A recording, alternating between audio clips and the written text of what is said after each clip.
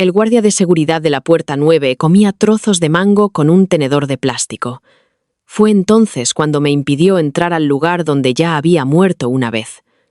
Así empezó mi segunda vida, sin relámpagos, sin un espejo que mostrara sangre en mi cara, sin una voz misteriosa llamándome la elegida. Empezó con un anciano aburrido, con un chaleco amarillo, masticando fruta detrás de la barrera metálica equivocada, mientras 100 opositores se agolpaban bajo un toldo que goteaba. Gritaban que la sede para el último examen de la oposición no podía haberse trasladado. Yo estaba al final de la multitud. Llevaba mi antigua tarjeta de admisión escondida en la manga. La lluvia me goteaba del pelo al cuello. Escuchaba a la alumna estrella de nuestra promoción decirle a todo el mundo que había habido un error. Su voz era como una campana de cristal pulido. «Mantened la calma», dijo Sofía Valdés, levantando una mano como una princesa, calmando a los campesinos en un desfile. «El salón de actos siempre abre a las 7. El funcionario de la puerta simplemente está confundido. En mi primera vida, yo había creído en esa voz. La había seguido a través de la lluvia, de una puerta cerrada, de 2 horas de pánico. Y hasta una sala disciplinaria donde el tribunal me acusó de difundir el aviso de la sede equivocada. Un aviso que hizo que 43 opositores perdieran la convocatoria. En esta vida, miré más allá de la trenza perfecta de Sofía. Miré más allá de los candidatos que apretaban sus carpetas empapadas. Y más allá de los carteles que decían Salón de Actos de la Facultad de Derecho con las mismas letras verdes que ya había visto, me fijé en el único detalle que todos los demás ignoraron. El sello de la convocatoria en la puerta era el del año pasado, descolorido en los bordes, pegado sobre un anuncio de un concurso de arreglos florales. Mi antiguo yo habría gritado. Mi nuevo yo metió la mano en el bolso, tocó la nueva tarjeta de admisión para el aulario de filología y retrocedió antes de que nadie recordara que estaba allí. Me había despertado 6 horas antes en el baño de una estación de autobuses, con la mejilla pegada a un lavabo y la mano derecha aferrada a un móvil que debería haber sido enterrado conmigo. El espejo sobre el lavabo estaba roto, con la forma de un relámpago. Mi reflejo volvía a tener 21 años, ojos cansados, pestañas húmedas, la chaqueta demasiado ajustada en los hombros, una pinza barata sujetando ese pelo negro que mi tía siempre llamaba demasiado soso para ser bonito.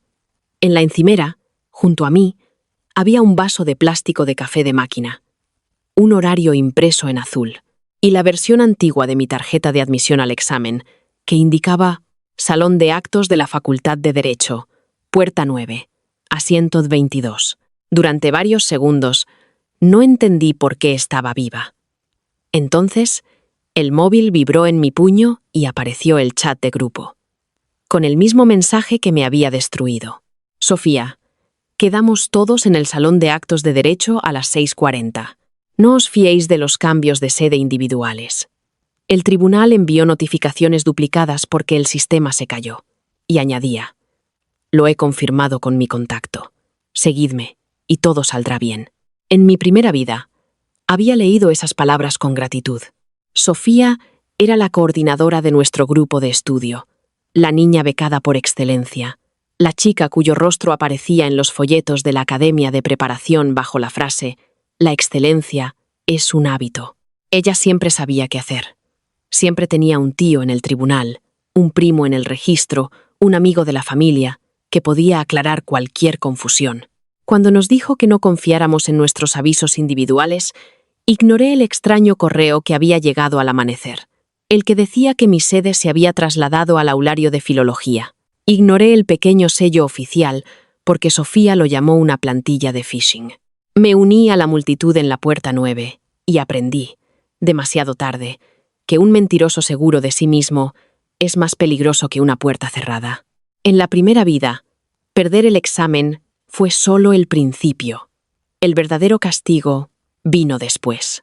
Cuando el tribunal abrió una investigación y descubrió que el mensaje de la sede equivocada se había difundido a través de mi antigua carpeta de estudio, porque yo había subido el mapa para llegar al salón de actos una semana antes del cambio de emergencia. Sofía lloró en la audiencia ante el tribunal y dijo, Todos confiábamos en los materiales de Elena. Ella organizaba la carpeta compartida. Ninguno pensó que dejaría allí instrucciones obsoletas. Recuerdo cómo se secaba las lágrimas con un pañuelo sin estropear su rímel. Recuerdo cómo los otros opositores bajaban la cabeza y dejaban que la mentira se volviera conveniente. Yo no había organizado nada. Había hecho un único mapa para mí. Y lo había dejado en privado. Alguien lo copió. Adjuntó una nota falsa del tribunal y usó mi nombre en las propiedades del archivo. Cuando intenté demostrarlo, mi cuenta ya había sido borrada. Mi portátil ya había desaparecido de la inspección del dormitorio. Y mis prácticas en la administración habían sido congeladas por mala conducta. Mi tía me dijo que no luchara contra toda una promoción. Mi preparador dijo que el tribunal odiaba los escándalos. Sofía consiguió una nueva fecha de examen porque su padre amenazó con acciones legales. Mientras, a mí me prohibieron volver a presentarme durante 3 años. Para el invierno, daba clases particulares de aritmética en la trastienda de una papelería. Veía el discurso de aceptación de Sofía hacerse viral en Internet. Para la primavera, ya no estaba en ninguna lista que importara. No morí de forma dramática. Trabajé demasiadas noches. Comí demasiado poco. No confié en nadie. Y me desplomé detrás de la tienda mientras el dueño contaba monedas en la caja.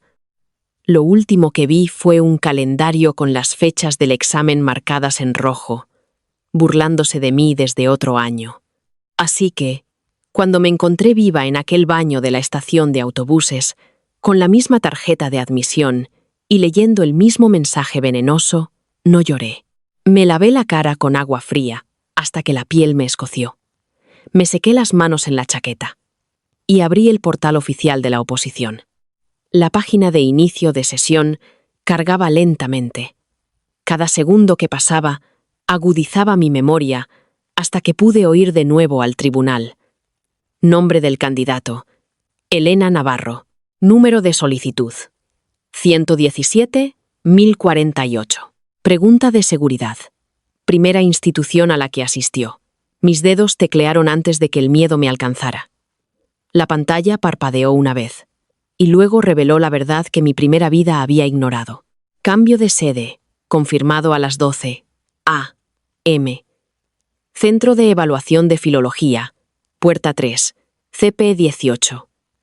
Debajo, había una segunda línea en la que nunca me había fijado, porque nunca abrí la página después de que Sofía nos dijera que no lo hiciéramos. Sede anterior anulada debido a auditoría de la cadena de documentos. Preséntese únicamente en la sede revisada.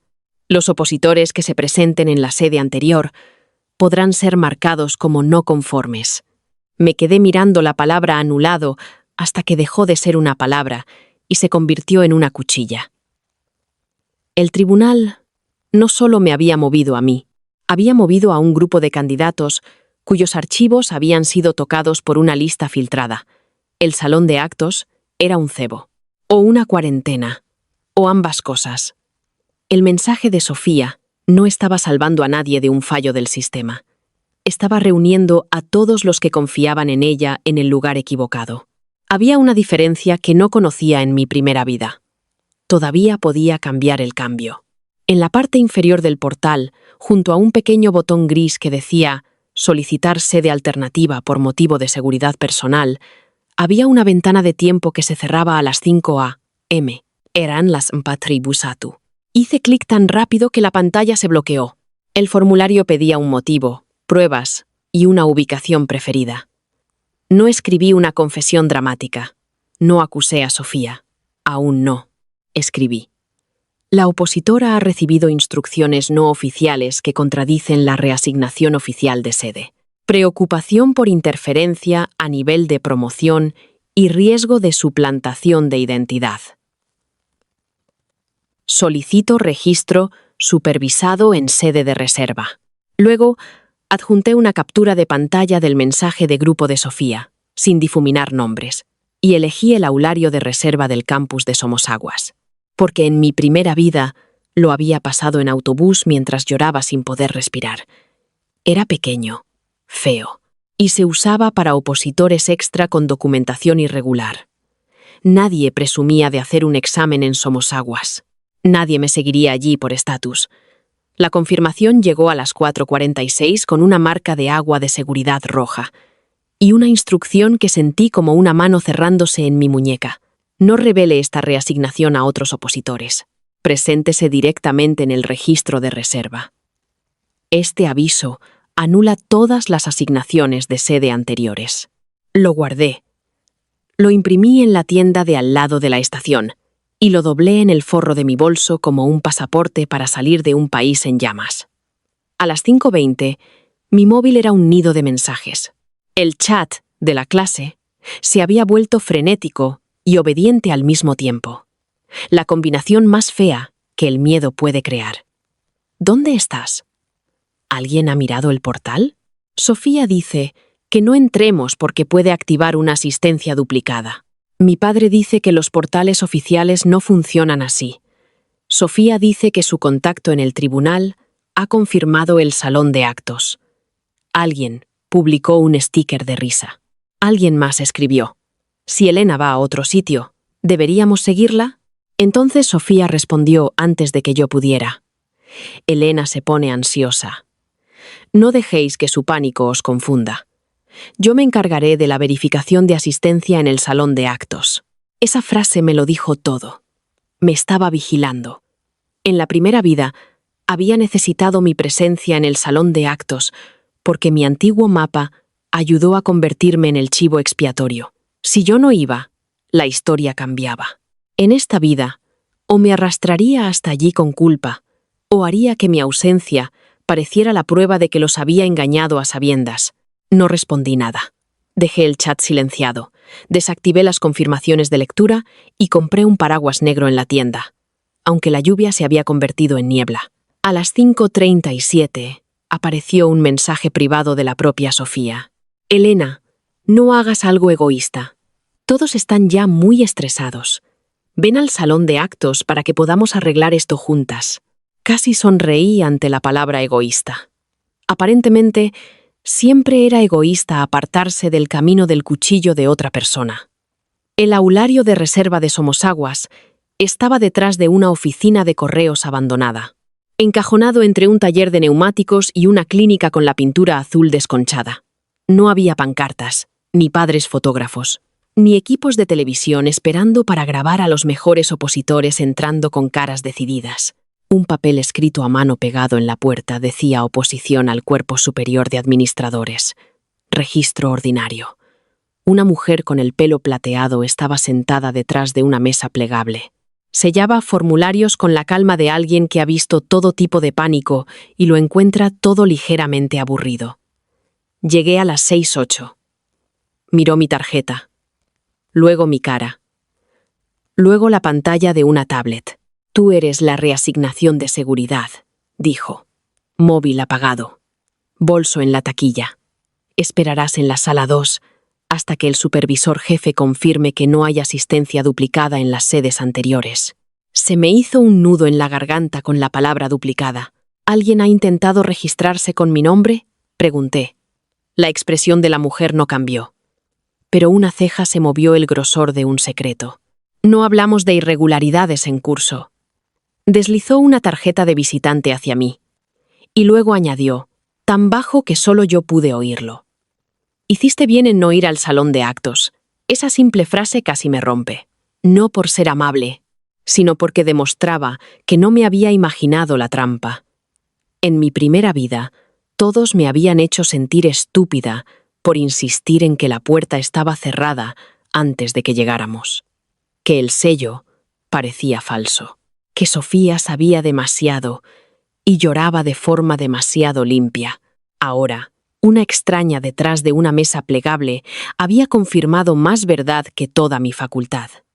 La sala 2 tenía 6 pupitres, un reloj de pared y una ventana que daba al callejón del taller de neumáticos. Me senté sola bajo la luz fluorescente mientras el mundo de la oposición se reorganizaba sin mí. A las 6:40, la hora exacta en que Sofía había citado a todos, mi móvil estaba sellado en una taquilla, pero podía imaginar la escena en el salón de actos con una claridad cruel. La promoción reunida bajo los paraguas. Sofía con su abrigo color crema. Los chicos de la sección A fingiendo no tener miedo. Las chicas de la residencia de honor susurrando que el portal probablemente había fallado. A las 6:55, la puerta 9 seguiría cerrada. A las 7, el guardia de los trozos de mango les diría que allí no había ningún examen. A las 7:05, Sofía insistiría en que el personal había cometido un error. A las 7:10, alguien finalmente se daría cuenta del sello antiguo. A las 7:15, la multitud se lanzaría hacia taxis y autobuses en una carrera desesperada, pero las sedes de examen reales estarían cerrando el registro. En mi primera vida, me quedé entre ellos hasta las 7:32, paralizada por la certeza de Sofía. Luego corrí hasta que me ardieron los pulmones. Llegué al aulario de filología a las 8:04, 24 minutos después del cierre de la entrada tardía. El supervisor apenas me miró. «Consta como ausente», dijo, y el mundo se acabó sin levantar la voz. Esta vez, a las 7:20, la funcionaria de pelo plateado entró en la sala 2. Colocó un cuadernillo de respuestas nuevo en mi pupitre. «Estás autorizada», dijo. «No hay registro duplicado con tu nombre. Empiezas a las 7:30. Tendrás el tiempo completo». Quería preguntar si los demás lo habían conseguido. Quería preguntar si Sofía ya estaba gritando. En su lugar, cogí mi lápiz y escribí mi nombre, lenta y perfectamente, en la casilla que me pertenecía. El examen en sí fue casi decepcionantemente normal. Después de 2 vidas de terror, esperaba que las preguntas brillaran con destino. No lo hicieron. La primera sección trataba sobre principios de derecho administrativo. La segunda, sobre interpretación estadística. La tercera, sobre ética en la asignación de recursos públicos. Me había preparado para todo ello una vez. Y luego perdí la oportunidad de demostrarlo. Mis manos temblaron en la primera página, no por incertidumbre, sino por el duelo que llegaba tarde, como un invitado que se ha perdido el funeral y aún así quiere sentarse. Entonces, algo se asentó. Fuera de la ventana, un mecánico rodaba neumáticos sobre el pavimento mojado. En algún lugar del edificio, una impresora tosía. El reloj de la pared hacía clic con la obstinada paciencia de los objetos. Objetos a los que no les importa quién ha sido agraviado. Respondí pregunta tras pregunta. Y con cada página, me sentía menos como una chica muerta, pidiendo tiempo prestado, y más como una mujer viva gastándolo adecuadamente.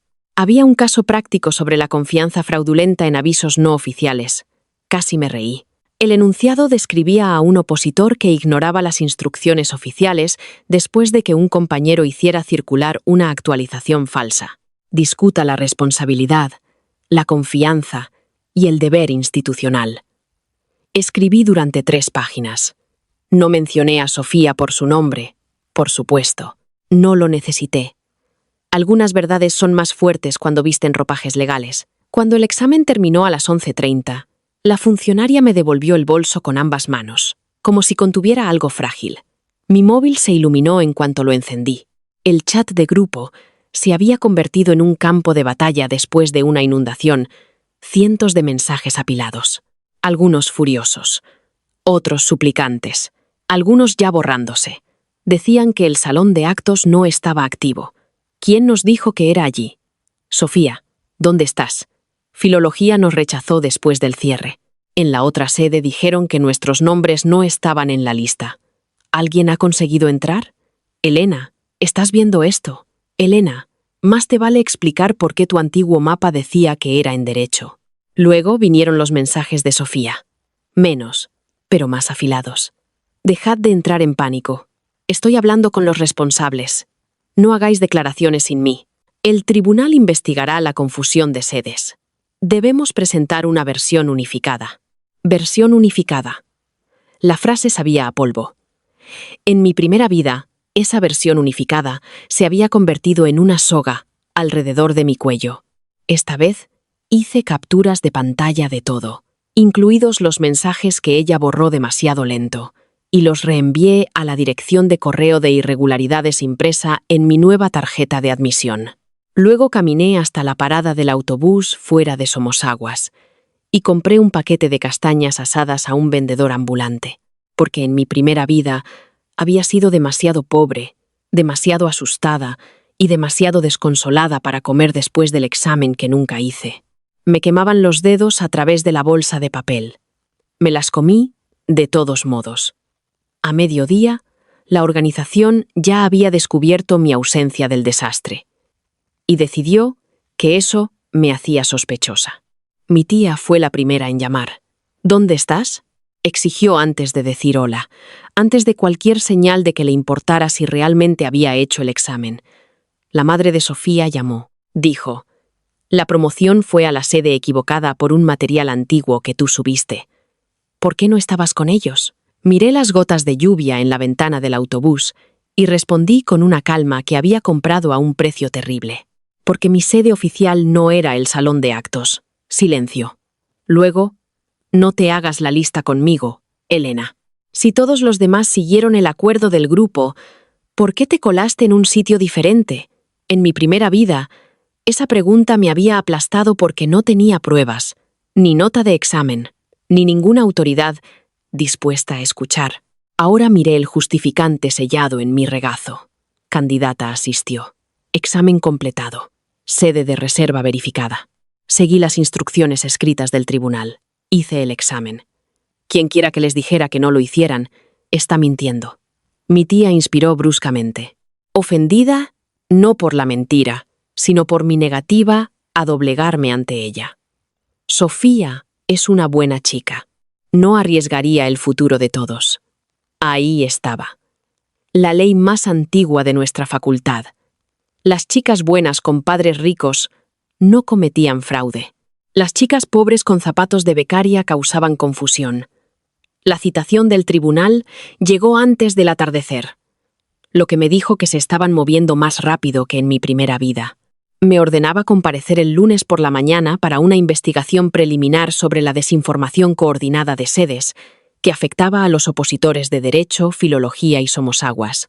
La redacción era cuidadosa, pero el anexo no lo era. Contenía una lista de opositores que se habían presentado en sedes equivocadas o inactivas, y junto a sus nombres había códigos de estado. Tarde, ausente, no conforme, bajo revisión. El nombre de Sofía estaba allí. Estado, investigación activa. El mío no. Leí esa lista 3 veces. Sentada en el borde de mi estrecha cama del dormitorio. Al otro lado del pasillo, las chicas lloraban por teléfono. Alguien dio un portazo. Alguien gritó que el tribunal tendría que conceder una repetición masiva porque había demasiados opositores afectados. Eso es lo que creyeron en mi primera vida, también. Justo hasta que el tribunal decidió que conceder una repetición admitiría debilidad. Esta vez, sin embargo, tenían algo más afilado que un inconveniente. Tenían un patrón.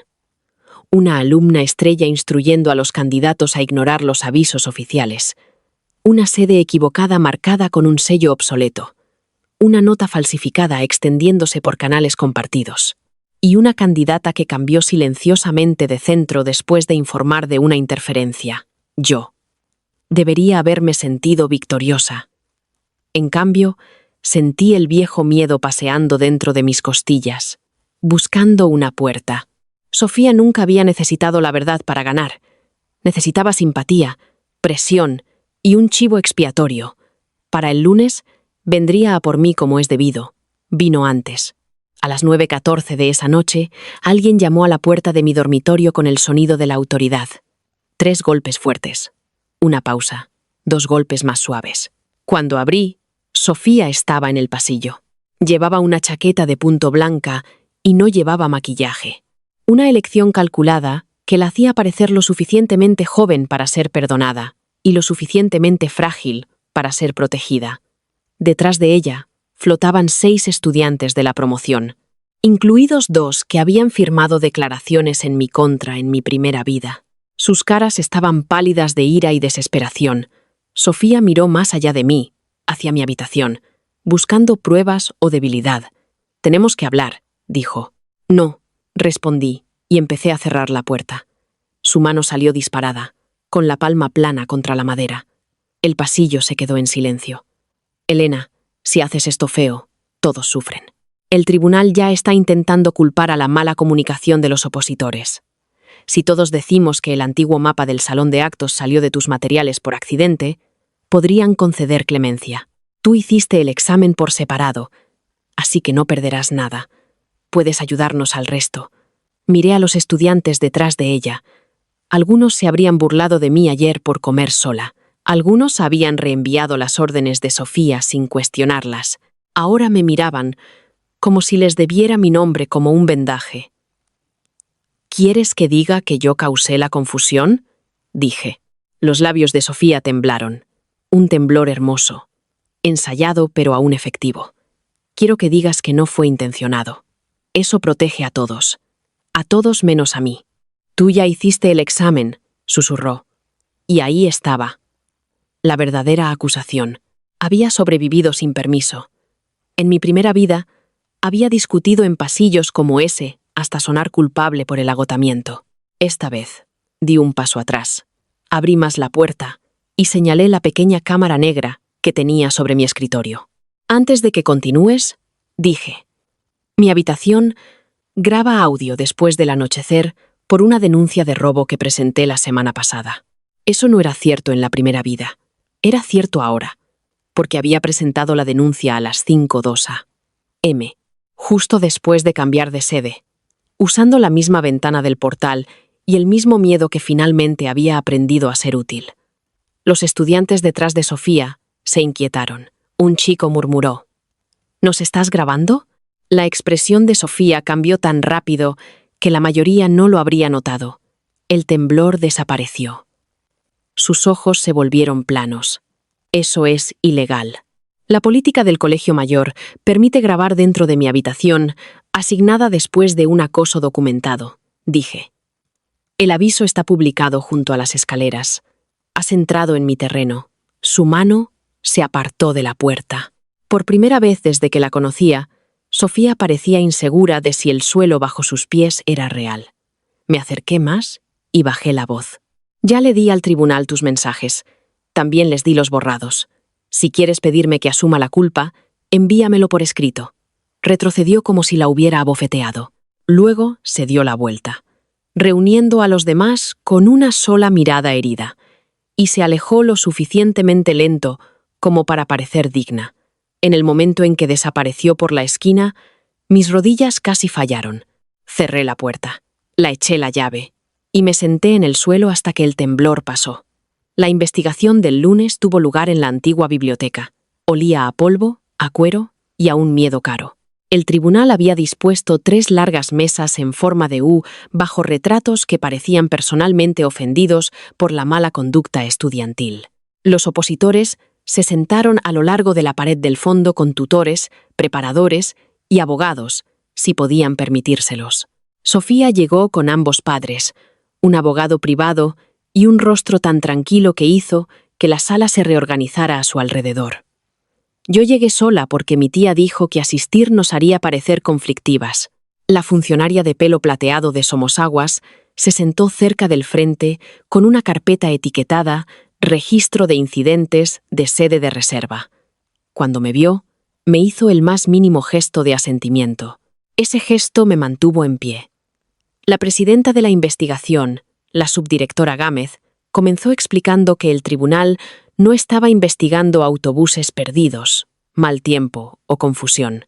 Estaba investigando la contradicción deliberada de las asignaciones oficiales de sede y la posible fabricación de un memorando de asistencia no autorizado.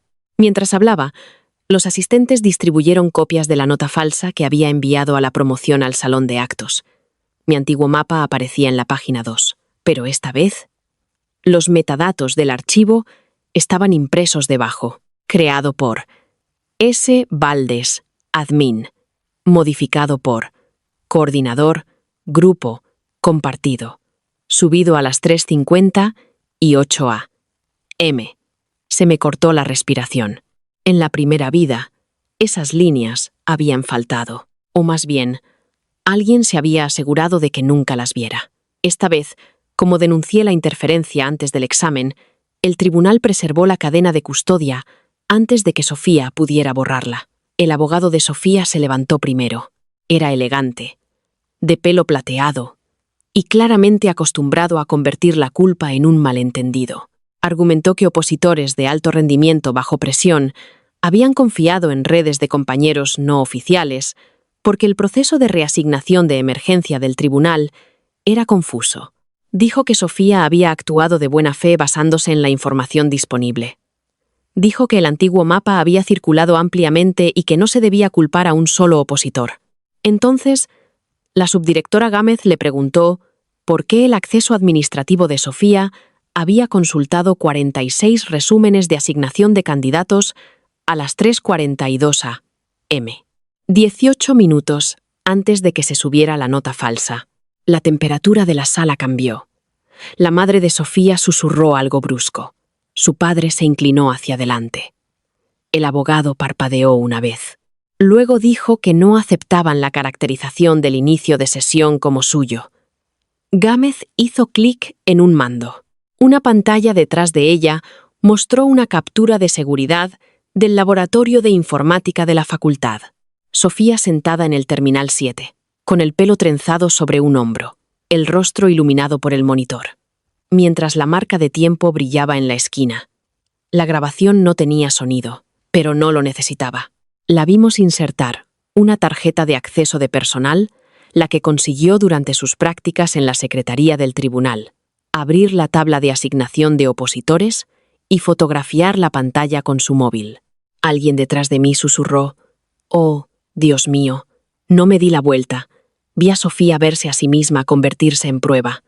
Su primera defensa se derrumbó, así que recurrió a la segunda, las lágrimas. Estaba intentando ayudar, dijo, levantándose antes de que su abogado pudiera detenerla. Su voz se quebró en el momento perfecto. Todos estaban aterrorizados. El portal mostraba sedes diferentes para opositores diferentes. Pensé que el salón de actos era el punto en común, porque el material de Elena decía que era la sede original. Nunca quise que nadie se perdiera el examen. En mi primera vida, ese discurso habría funcionado. Porque la gente prefiere un error noble a una verdad fea. Esta vez, la subdirectora Gámez abrió otro archivo, Opositora Valdés, a las 4:19 a.m. Usted recibió su propia reasignación de sede a Filología. A las 4:23, inició sesión en el sistema. A las 4:31, envió un mensaje a la promoción para que no confiaran en los cambios de sede individuales. A las 4:46, la opositora Navarro solicitó una reasignación de seguridad después de recibir su mensaje. A las 5:03, usted instruyó privadamente a la opositora Navarro a presentarse en el salón de actos. Explique cómo creía que los cambios de sede individuales eran falsos cuando usted ya había abierto y confirmado el suyo. Los labios de Sofía se separaron. No salió nada. Su padre se levantó y exigió un receso. Gámez lo denegó. La sala contuvo la respiración. Miré a Sofía, no con odio exactamente, sino con el terrible reconocimiento de quien ve a un mago atrapado con la paloma todavía en la manga. Luego llegó el momento en que intentó devolverme mi antigua vida. Elena me tendió una trampa, dijo Sofía. Su voz era baja al principio, casi tierna, luego más alta. Sabía que intentaría coordinar a la promoción porque siempre lo hago. Cambió de sede en secreto, dejó que todos fueran al salón de actos. Y ahora finge ser una víctima. ¿Por qué solicitaría una reasignación de seguridad si no lo hubiera planeado? Varios opositores se giraron hacia mí, hambrientos de una versión de la historia que hiciera sus propias elecciones menos humillantes. Apreté la carpeta en mi regazo. Pero antes de que pudiera levantarme, lo hizo la funcionaria de pelo plateado. La solicitud de reasignación de la opositora Navarro incluía una captura de pantalla de la opositora Valdés instruyendo a los estudiantes a ignorar los avisos oficiales, dijo. Se presentó antes de la reunión en la sede equivocada. Activó la supervisión de reserva específicamente para evitar el contacto con el grupo. Tampoco envió ninguna instrucción de sede a otros opositores después de ese momento. Gámez añadió. Además, el antiguo mapa de la opositora Navarro era privado hasta que se copió a través de una credencial de personal no autorizada. No tenemos pruebas de que ella distribuyera la nota falsa. Tenemos pruebas de que la opositora Valdés sí lo hizo. Había imaginado la vindicación como un fuego artificial, brillante y ruidoso. En realidad, fue más silenciosa que eso. Fue una puerta cerrada, abriéndose desde el otro lado. Fue la ausencia de un peso que había llevado tanto tiempo que lo había confundido con parte de mi cuerpo. La promoción no se arrepintió de golpe. La gente rara vez lo hace. Primero se confundieron, luego se avergonzaron, luego se enfadaron con la persona más cercana a la que culpar. Algunos se volvieron contra Sofía inmediatamente, exigiendo por qué les dijo que no miraran el portal. Otros se volvieron contra el tribunal, diciendo que el sistema de reasignación debería haber sido más claro. Unos pocos me miraron con resentimiento, porque sobrevivir a una trampa puede hacer que los atrapados se sientan acusados. Durante el receso, una chica llamada Ana se me acercó cerca del dispensador de agua. En mi primera vida, ella había testificado que yo parecía nerviosa y controladora la mañana del examen, aunque apenas habíamos hablado. Ahora estaba allí con los ojos rojos y un vaso de papel aplastado en la mano. «Podrías habernos avisado», dijo. La antigua Elena se habría disculpado. La Elena muerta habría dado explicaciones hasta sangrar por la garganta. Miré a Ana y dije, no sabía quién la estaba ayudando. Ella se encogió. Yo no lo hacía. La seguiste. Todos lo hicieron. Ese era el problema. Me miró como si hubiera dicho algo cruel. Quizás lo había hecho. Pero la crueldad había aprendido. No siempre estaba en la frase. A veces estaba en el hecho de que la verdad llegaba demasiado tarde para consolar a nadie. Por la tarde, los resultados preliminares se publicaron en el portal seguro del tribunal. Los opositores que habían ignorado las asignaciones oficiales de sede después de recibir los avisos fueron marcados como no presentados pendientes de apelación individual. Los opositores que distribuyeron o confiaron en la nota falsa fueron marcados para una revisión de integridad. Sofía Valdés fue suspendida de todas las convocatorias del Estado durante 5 años, pendiente de una determinación final de mala conducta, con recomendación de inhabilitación permanente para el acceso a la función pública. Sus menciones de honor de la Academia de Preparación fueron congeladas. Su puesto como coordinadora del grupo fue revocado. El abogado de su familia anunció que apelarían, lo que significaba que la historia se extendería por periódicos, foros de padres y cada pasillo de la facultad, hasta que su nombre ya no sonara a excelencia entre los graduados de la Complutense. Mi línea de estado era una sola frase. Opositora completó el examen bajo condiciones de reserva supervisadas, sin hallazgos adversos. Lo leí en la lavandería porque era el único lugar donde a nadie se le ocurría buscarme. Las máquinas giraban a mi alrededor, lavando los uniformes de otras personas hasta dejarlos limpios. Me apoyé en la secadora y me reí una vez, no porque algo fuera gracioso, sino porque el mundo finalmente había escrito una frase sobre mí que no terminaba en culpa. El giro final llegó 3 semanas después, el día de la publicación de la lista de aprobados. En mi primera vida, había evitado el campus cuando se publicó la lista, porque ver nombres en un papel era como apretar la cara contra una ventana para ver a otros comer. Esta vez, llegué temprano, sin dramatismo, sin vestido rojo, sin peinado perfecto, sin una entrada que partiera multitudes. Llevaba mi abrigo de siempre y una taza de té de papel que se enfrió antes de que la bebiera. El tablón de anuncios oficial estaba bajo los cedros, fuera del edificio de administración, custodiado por 2 miembros del personal porque el escándalo de las sedes había hecho que todos temieran al papel. Los opositores se reunieron en grupos apretados. Algunos del desastre del salón de actos habían obtenido apelaciones individuales si demostraban que habían consultado el portal e intentado llegar a las sedes correctas antes del cierre. Pero la mayoría no. Habían confiado en Sofía hasta la sede equivocada. ¿Y la confianza? Decidió el tribunal. No era un sustituto del cumplimiento. Cuando las puertas de cristal se abrieron, la multitud se abalanzó. Yo me quedé atrás. Había pasado una vida persiguiendo listas. Podía esperar 30 segundos a que una viniera a mí. Mi nombre era el 9, no el primero, no legendario, no lo suficientemente alto como para que la facultad fingiera que siempre había creído en mí. 9, suficientemente alto para obtener una plaza y la admisión en el Instituto Nacional de Administración Pública. Suficientemente alto para la renovación de la beca. Suficientemente alto para hacer que cada acusación susurrada sonara ridícula en retrospectiva. Miré fijamente a Elena Navarro hasta que las letras se volvieron borrosas. Alguien detrás de mí jadeó. Realmente ha aprobado.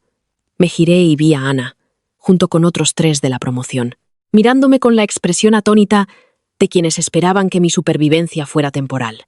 Antes de que pudieran hablar, un coche negro se detuvo cerca de la acera. Y Sofía salió con su padre. Parecía más pequeña sin su aire de líder. Su trenza había desaparecido, el pelo cortado a la altura de los hombros. Su rostro pálido, de una manera que ningún maquillaje podía volver elegante. La multitud se movió, haciendo sitio no por respeto, sino por curiosidad. Sofía caminó hacia el tablón de anuncios, vio el hueco donde debería haber estado su nombre. Y luego vio el mío. Por un segundo, el odio puro cruzó su rostro, desnudo e infantil. Luego, las cámaras del periódico estudiantil se giraron hacia ella y lo transformó en pena. «Enhorabuena», me dijo, con una voz tan fina que podría romperse. «Debes de estar orgullosa». Pensé en el baño de la estación de autobuses.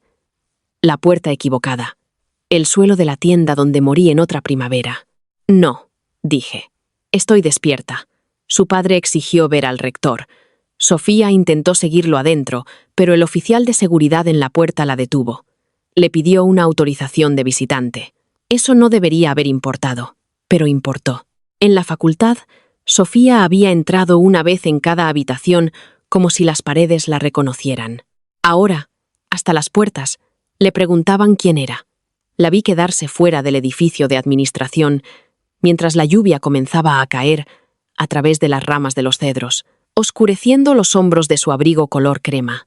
A nuestro alrededor, la promoción fingía no mirar.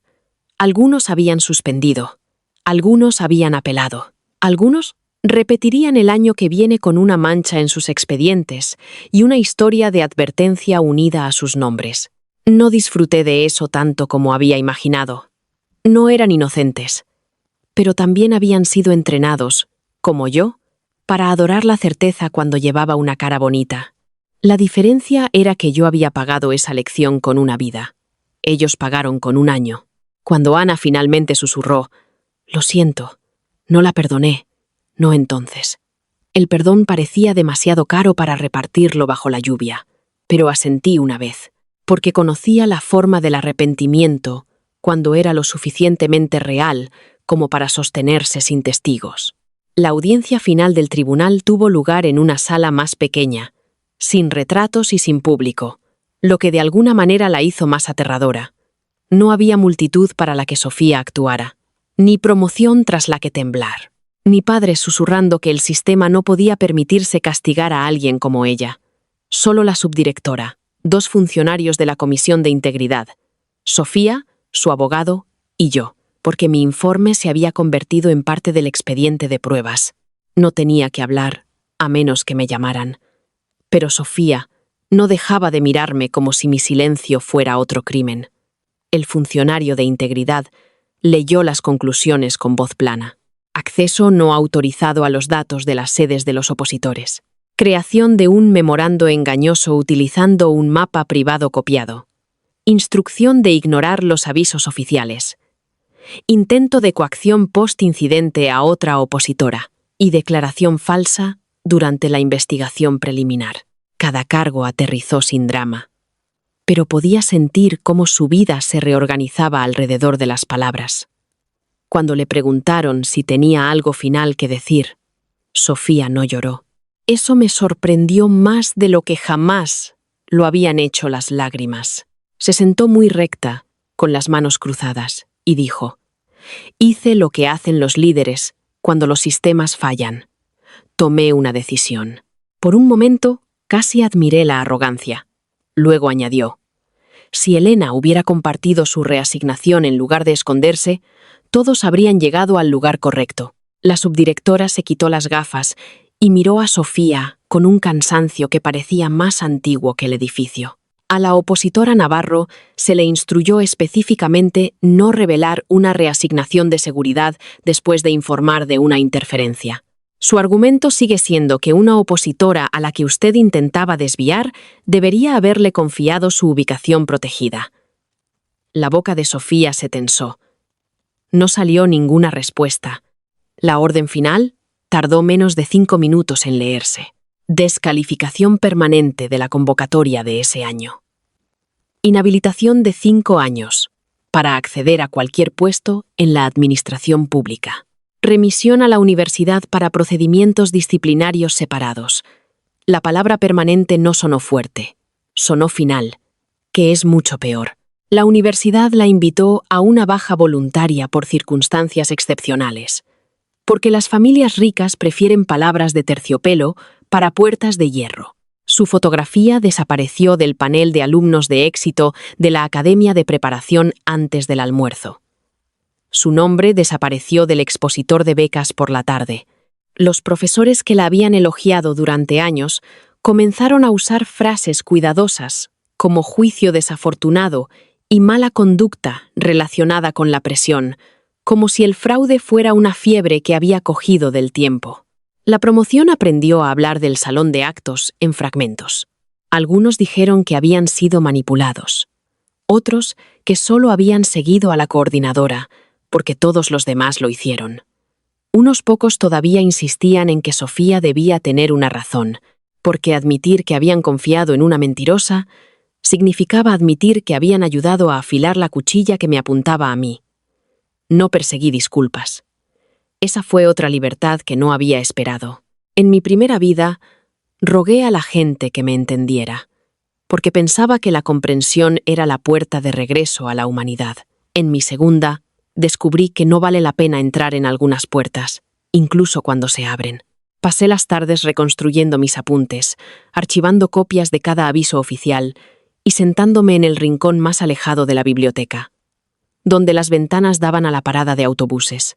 Cada vez que el autobús 17 pasaba resoplando por la puerta, recordaba la mañana equivocada y sentía menos miedo de ella. Aún así, la victoria no me ablandó de inmediato. Durante semanas, me sobresaltaba cada vez que alguien decía mi nombre detrás de mí. Revisaba el portal de la oposición incluso después de que los resultados fueran definitivos. Guardaba los correos electrónicos en 3 discos duros diferentes. Cuando el Instituto Nacional me envió mi paquete de admisión, leí la dirección del centro, la dirección de matrícula, la dirección de la residencia y la dirección de orientación 5 veces cada una.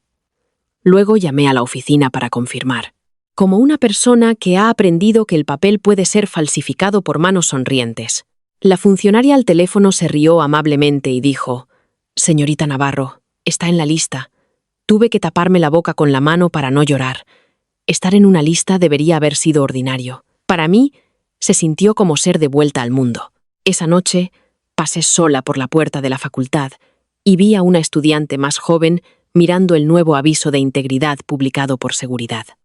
Los opositores deben seguir únicamente las instrucciones individuales emitidas por el tribunal. Los avisos de sede, distribuidos por compañeros, no son válidos». Parecía confundida, nerviosa y dolorosamente familiar. Casi seguí caminando. Luego me detuve y dije: «Haz una captura de pantalla de tu portal. Confía en la marca de agua. Si alguien te dice que no lo revises, revísalo 2 veces». Ella parpadeó, luego asintió. Quizás ese era el único tipo de venganza que valía la pena conservar. No arruinar a la mentirosa para siempre, sino dejar menos puertas abiertas para la siguiente. Meses después, tras mudarme a la residencia del Instituto Nacional de Administración Pública, encontré la antigua tarjeta de admisión del salón de actos en el fondo de mi maleta. La había guardado sin querer. metida entre calcetines de invierno y un cuaderno agrietado de mi primer año de carrera. El papel se había ablandado en las esquinas. Puerta 9. Asiento 22. Un camino muerto impreso en tinta negra. Me senté en el suelo de mi nueva habitación, escuchando a estudiantes desconocidos reír en el pasillo, y consideré tirarla. En su lugar, la colgué con una chincheta sobre mi escritorio, junto al justificante de finalización de Somosaguas.